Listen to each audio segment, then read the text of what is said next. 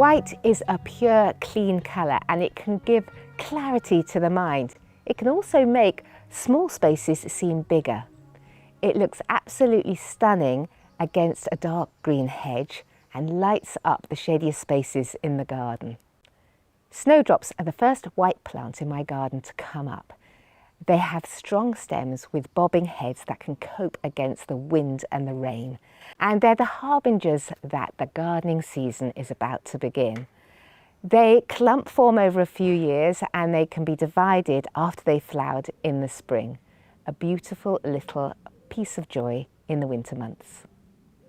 Libertia have made themselves at home in the shady spots of my garden, which I don't mind because they're rather beautiful and they're evergreen. They have sword-shaped leaves, but in the spring they send up strong arching stems with beautiful white bowl-shaped flowers on. They really light up the evening in spring, and they can be easily divided or grown from their orange seed heads. One of my favourite hydrangeas is Hydrangea Annabelle. I love its great big white pom-poms, and they can grow to the size of my dinner plates.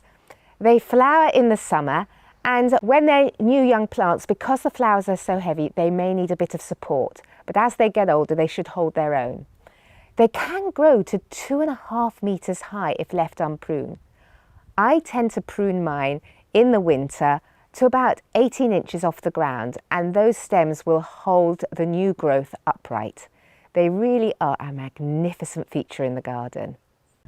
I love having wildflowers in my garden, and I've got a little white wild border, and foxgloves are absolutely statuesque and a wonderful addition. I collect the seed every year and resow them because they're biennial, which means you sow them in the first year and they flower in the second year. They are a little bit subject to the wind, so they might flop, and therefore a stake would help them stay upright. These are wonderful plants, but they are toxic, so you should handle them with gloves on. I can't do that and I haven't come to any harm, but if you can, I would.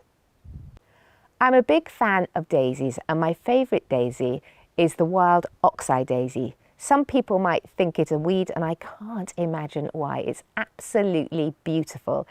It flowers in May, and it has lovely, light, delicate stems that waft in the wind. They can get a bit floppy, but if you cut them back hard after they've flowered, and you might be lucky in September and have another flash of blooms.